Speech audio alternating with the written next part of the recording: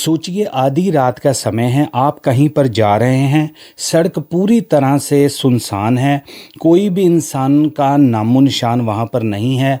तभी अचानक आप सड़क के बीचों बीच देखते हैं कि एक नौजवान लड़की लड़खड़ाती हुई सड़क क्रॉस करने की कोशिश कर रही है। पैरों में उसके चप्पल तक नहीं है, जूते तक नहीं है, और वो गिरती पड़ती सड़क को क्रॉस करने की कोशिश कर रही है।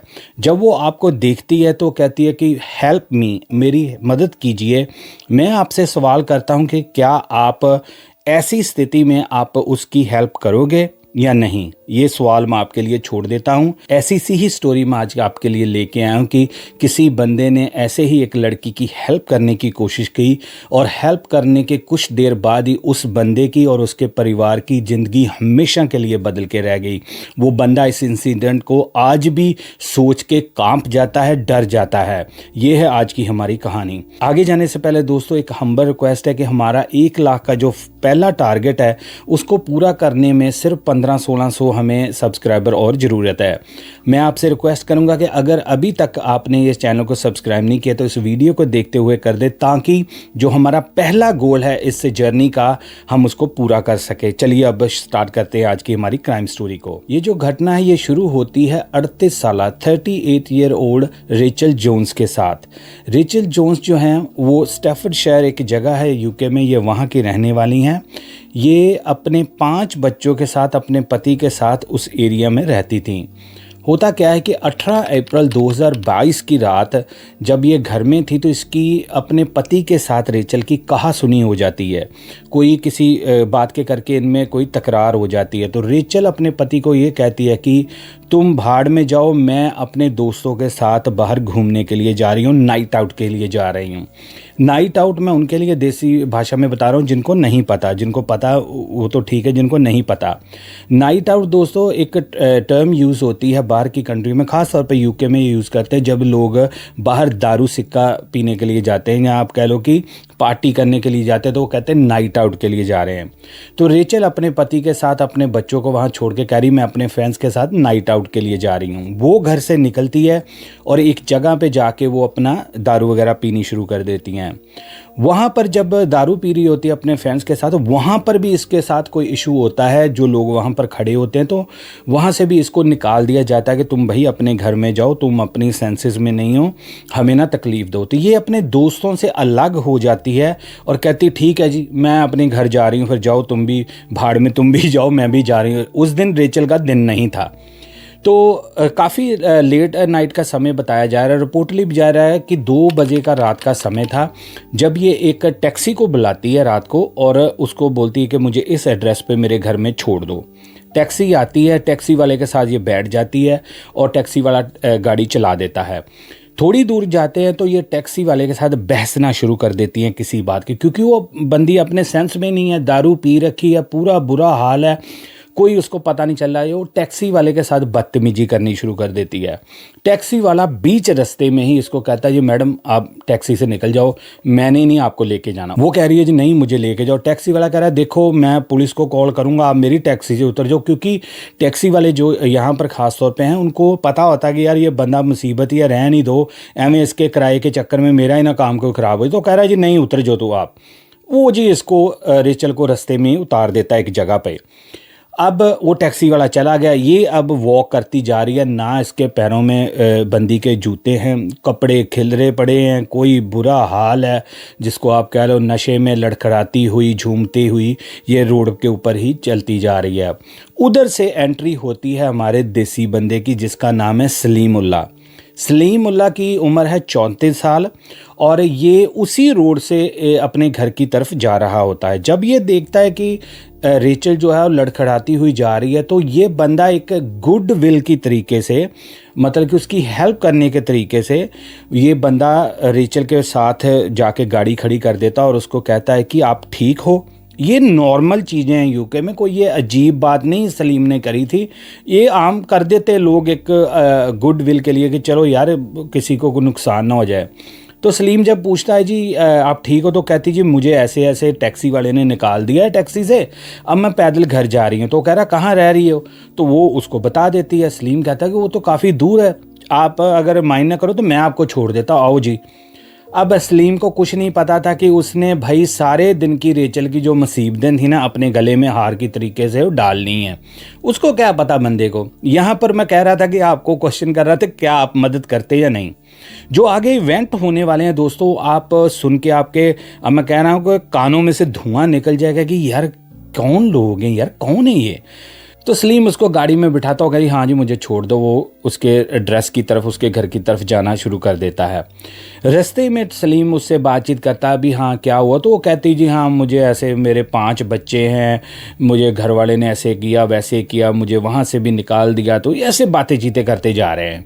अब उसका घर आ जाता है रेचल का। वो कह रहा है जी उतरो। वो कह रही ठीक है जी, thank you so much Salim, तुमने मुझे लिफ्ट दी, ये है वो है, तो चलो एक हग दे दो मुझे, एक गले लगा लो मुझे। अब सवाल ये है कि ये क्यों उसने कहा, ये भी एक नॉर्मल एक यूके में है एक ट्रेंड कि लोग करते, लड़की हो या लड़का हो कर लेते हग, कोई बात नहीं। अब सलीम जो था उसको थोड़ा सा आइडिया था कि यार नहीं, गेम थोड़ी सी ना मुझे गलत लग रही है। वो कह रहा सॉरी रेचल, मैंने आपको ड्रॉप कर दिया, आप अपने घर जाओ, कोई नहीं छोड़ो, मैंने नहीं गले मिलना। अब ये बंदी पहले तो इंटॉक्सिकेट थी, ये नशे में थी। इसको ये हुआ कि इस बंदे ने मेरी बेइज्जती कर दी है, मुझे गले नहीं मिलाया। क्योंकि आपको पता ना, जब बंदे ने पैग शैग लगाया, एक ही बात उसके स्टक हो जाए।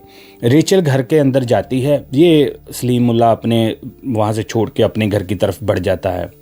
इधर रेचल घर के अंदर जाती है, रेचल फ़ोन उठाती है, करती है डायल 999, जो कि पुलिस का जो इमरजेंसी नंबर है यूके में। अब पुलिस वालों को ये फ़ोन पे बताती है कि आज मैं एक जगह पर गई थी क्लब में, और जब मैं वापस आ रही थी तो वहाँ पर एक गाड़ी वाले ने गाड़ी रोक के मुझे ज़बरदस्ती गाड़ी में बिठाया। अब बिल्कुल सही सुन रहे हो, बिठा के उसने 2 और बंदे जो इसने यूज़ किया कि एक पाकिस्तानी ओरिजिन के बंदे थे, उन्होंने 2 और बंदे उसने बिठाए मेरे साथ, और मेरे साथ इन्होंने इनप्रोप्रिएट हरकत की, यानी कि गलत मेरे साथ किया है इन्होंने गाड़ी के अंदर। पुलिस वाले जो हैं उनको जब पता चलता, तो वो आपको पता ही है कि कोई छोटा मोटा केस तो है नहीं है कि मेरे साथ इन्होंने ऐसा गलत काम किया है। पुलिस वाले कहते जी ठीक है, आपको चेहरा याद है, ये कहती जी मुझे चेहरा याद है और मुझे गाड़ी का थोड़ा बहुत पता है कैसे, और सीसीटीवी कैमरा मेरे घर के पास है, तो गाड़ी का नंबर भी आ जाएगा।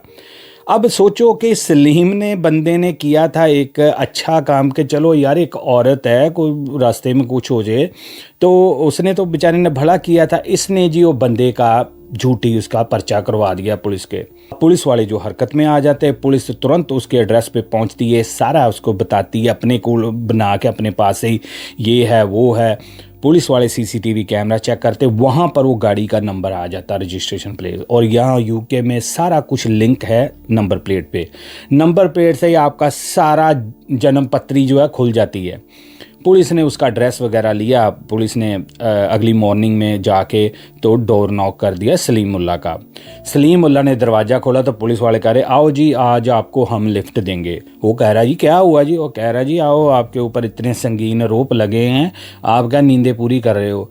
पुलिस वाले उसको उठाते हैं और गाड़ी में डाल लेते हैं। इधर सलीम की जो फैमिली है वो भी मैरिड है बंदा, और उस समय जिस समय की ये बात है वो 6 महीने की उसकी वाइफ प्रेग्नेंट थी सलीम की।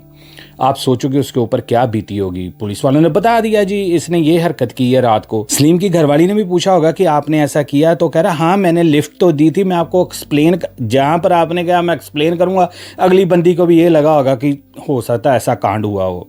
चलो जी, उन्होंने कहा जी नहीं जी छोड़ दो जी, हमने नहीं ऐसा किया। जो वो कह रहे जी आप मेरी जो मर्जी तलाशी कर लो, जो मर्जी गाड़ी की सर्च कर लो, मैंने नहीं किया।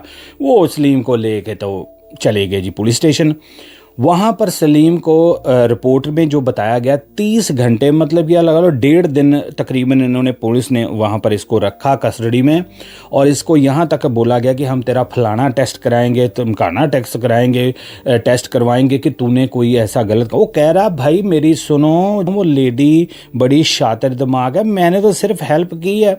अब यहाँ पर जो पुलिस है ना यूके में, आपको पता है ये हमारे देसी वाला साहब नहीं, एक बंदे की बात सुनी तो ले आओ जी ठा ठा ठा, नहीं, ऐसा नहीं है। उन्होंने कहा ठीक है भाई, अगर तू ये कह रहा है तो तेरे पास कोई प्रूफ है?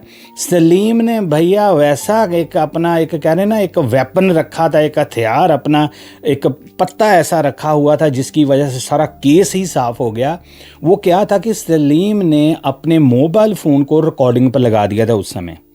क्यों? क्योंकि सलीम को पता था कि ये जो लेडी है पूरी तरह से शराब के नशे में धुत है, इसको कुछ समझ नहीं आ रहा, कहीं ये ना हो मेरे ऊपर ही कोई इल्ज़ाम लगा दे। देखो वो बंदे ने उस समय मोबाइल ऑन कर लिया था, उसने वो सारी रिकॉर्डिंग जो थी वो कर ली थी, और बाद में जो ये गले मिलने वाला कांड था वो भी पुलिस को उसने बताया भी देखो मुझे तो एंड में वो कह रही है मुझे हग करो जी, अब मैंने आपको थैंक यू कहना, मैं तो रिफ्यूज़ कर रहा हूँ, अगर मैंने इसके साथ ये गलत काम करना ये मुझे क्यों कह रही है जी मुझे हग करो।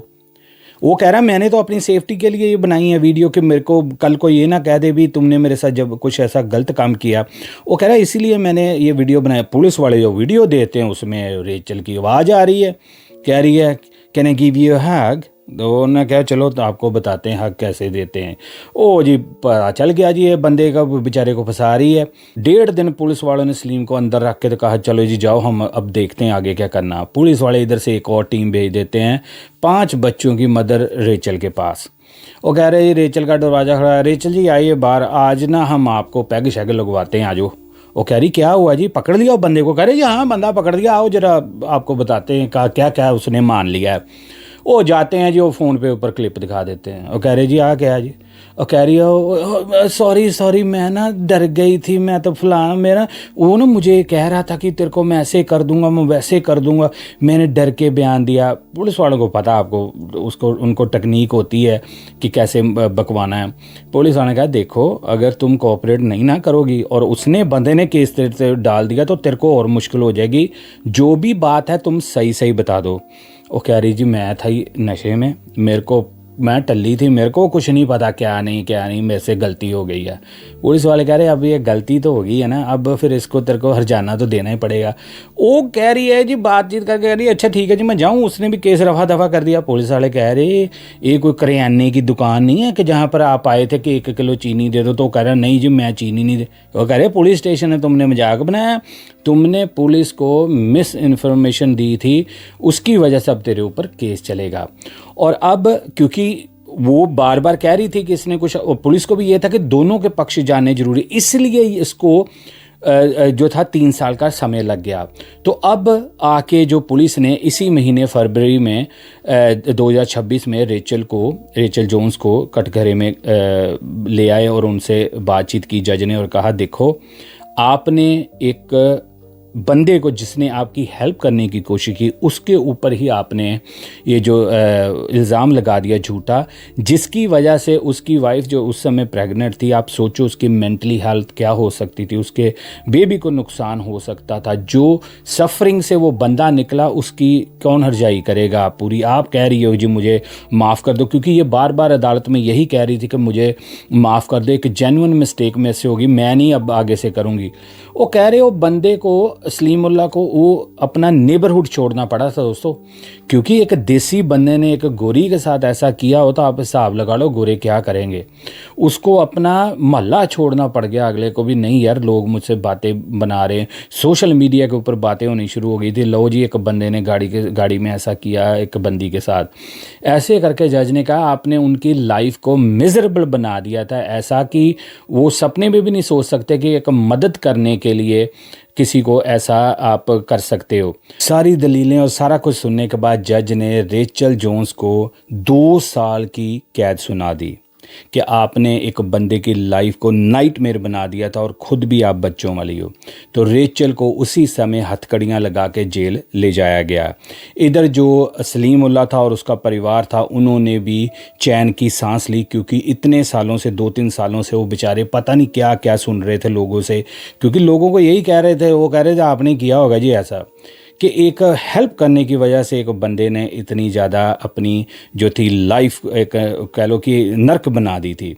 तो ये स्टोरी जो थी ये बड़ी ही फैल रही थी यूके में, इसके बड़े चर्चे हो रहे थे और इसी महीने क्योंकि सज़ा हुई थी इसलिए रिपोर्ट इस महीने ये हुई थी। अब देखो ये केस के बारे में तो मैं एक ही चीज़ कह सकता हूँ कि हेल्प करनी किसी दूसरे इंसान की बहुत ज़रूरी है, हेल्प करना बहुत अच्छी बात है, लेकिन जैसे सलीमुल्लाह ने एक अपना दिमाग इस्तेमाल करके अपने आप को सतर्क किया और उसने वीडियो लगा के उसके जो भी बातचीत थी उसको रिकॉर्ड किया, ऐसा करना भी हमारे लिए बहुत ज़रूरी है। क्यों? क्योंकि कई बार आप करने जाते हो हेल्प किसी की, उसकी आपको रिजल्ट जो है ऐसा मिलता है। आप कमेंट्स में मुझे ज़रूर बताना कि आपको क्या लगता है कि ये जो सज़ा मिली है रेचल को ये कम है, जहाँ कुछ कंपनसेट सलीम को भी करना चाहिए था। मैं आपके कमेंट्स की वेट करूँगा। आपको पता है कि मैं आपके कमेंट्स पढ़कर उनके जवाब देता हूँ। अब मुझे दें इजाज़त, आपको ये केस कैसा लगा ये भी आप कमेंट्स में ज़रूर बताना। मैं मिलूँगा एक और नए ब्रांड न्यू केस में, तब तक लिए एज यूजुअल दोस्तों, जय हिंद।